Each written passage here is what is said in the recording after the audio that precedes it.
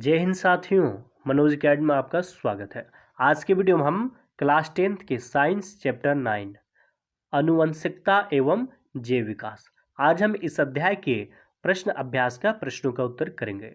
साथियों, इससे पहले भी मैं क्लास 10 के अन्य विषयों के ऊपर वीडियो बना चुका हूं, तो आपने वो वीडियो नहीं देखे हैं तो हमारे चैनल के प्लेलिस्ट में जाके वो सारे वीडियो देख सकते हैं। और साथियों, इस अध्याय के जो भी पेज के प्रश्न है उनका भी प्रश्नों का उत्तर चाहिए तो आप हमें कमेंट करके बता सकते हैं, उसके भी हम प्रश्न उत्तर करा देंगे। तो इस अध्याय के चौथे प्रश्न से शुरुआत करते हैं। देखिए, चौथा प्रश्न है कि एक अध्ययन से पता चला है कि हल्के रंग की आंखों वाले बच्चे के जनक यानी कि माता पिता की आंखें भी हल्के रंग की होती है। इसके आधार पर क्या हम कह सकते हैं कि आंखों के हल्के रंग का लक्षण प्रभावी है अथवा अप्रभावी है? अपने उत्तर की व्याख्या कीजिए। तो हम इसका उत्तर करेंगे कि बच्चों की आंख का हल्का रंग माता पिता के हल्के रंग से समानता रखता है, जिससे यह पता चलता है कि हल्का रंग प्रभावी गुणों वाला है जो माता पिता के द्वारा बच्चे में स्थानांतरित हो गया है। अब देखते हैं पांचवा प्रश्न।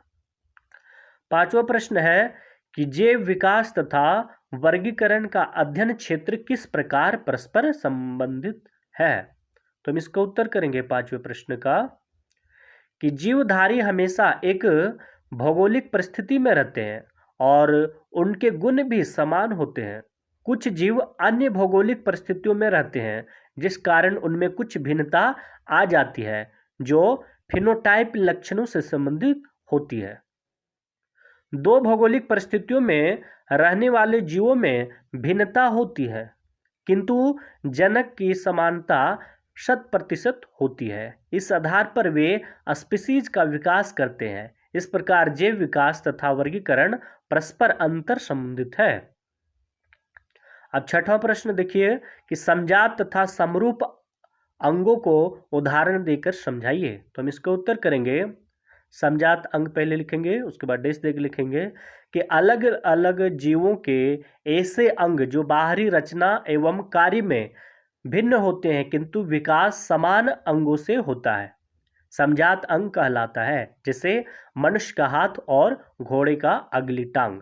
दूसरे में इसी में लिखेंगे मनुष्य का हाथ और पंछी का पंख। अब समरूप अंग में डेश देकर लिखेंगे कि विभिन्न जीवों के वैसे अंग जो रचना और कार्य में समानता रखते हैं किंतु उत्पत्ति अलग अलग स्थानों से होता है, जैसे चमगादड़ के पंख और तितली का पंख।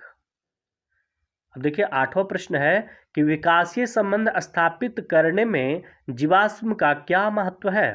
तो हम इसका उत्तर करेंगे कि विकासीय संबंध स्थापित करने में जीवाश्म का बहुत बड़ा महत्व है। जीवाश्म का अध्ययन करने से उस जीव के बारे में विशेष जानकारी मिलती है, जिससे यह पता चलता है कि जीव किस श्रेणी का था, वर्तमान समय में किस श्रेणी से समानता रखता है, उनकी भौगोलिक अवस्था कैसी थी जो वर्तमान की भौगोलिक अवस्था आने पर लुप्त हो गए।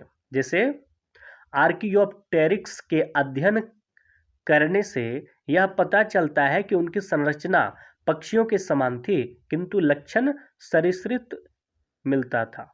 अतः विकासीय संबंध स्थापित करने में जीवाश्म का बहुत बड़ा महत्व है। देखिए नौवां प्रश्न है कि किन प्रमाणों के आधार पर हम कह सकते हैं कि जीवन की उत्पत्ति अजैविक पदार्थों से हुई है? तो हम इसका उत्तर करेंगे कि मिलर तथा ओरिन ने अपने प्रयोग द्वारा सिद्ध किया है कि जीवन की उत्पत्ति अजैविक पदार्थों से हुई है जो आनुवांशिकी की एक इकाई है। अनेक जीन्स गुणसूत्र पर एक विशेष स्थिति में उपस्थित होते हैं।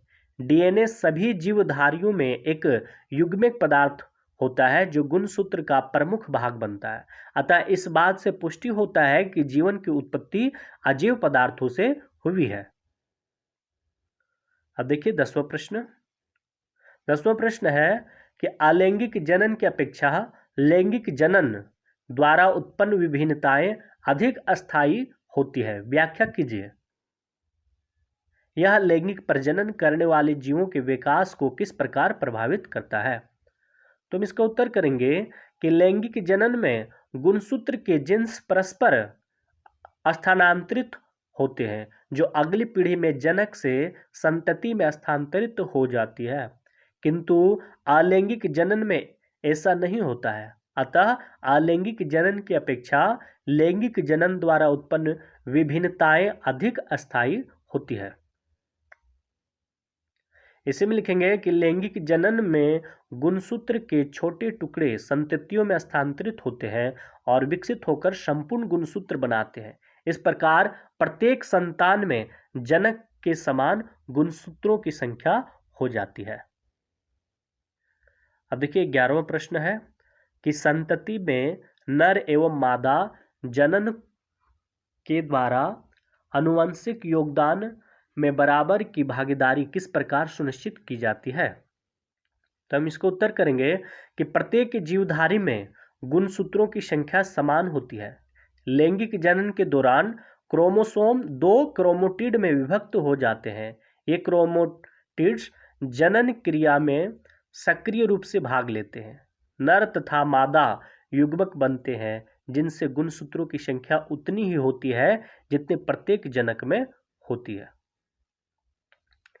देखिए 12वां प्रश्न है, केवल वे विभिन्नताएं जो किसी एकल जीव व्यष्टि के लिए उपयोगी होती है समष्टि में अपना अस्तित्व बनाए रखती है। क्या आप इस कथन से सहमत है? क्यों एवं क्यों नहीं? तो हम इसका उत्तर करेंगे कि लैंगिक प्रजनन में कुछ विभिन्नताएं भौगोलिक परिस्थितियों को सहन करने में सहायक होती है, जो किसी भी व्यष्टि के लिए उपयोगी होता है जिससे वे जीवित रहते हैं। जो विभिन्नताएं भौगोलिक दशाओं को सहन करने के लायक नहीं होते हैं वे जीव समष्टि में जीवित नहीं रहते हैं। तो साथियों इस तरह इस अध्याय के ये सभी महत्वपूर्ण प्रश्नों का उत्तर हुए। साथियों आपको ये वीडियो कैसा लगा आप हमें कमेंट करके अवश्य बताएं। आपका बहुत बहुत धन्यवाद।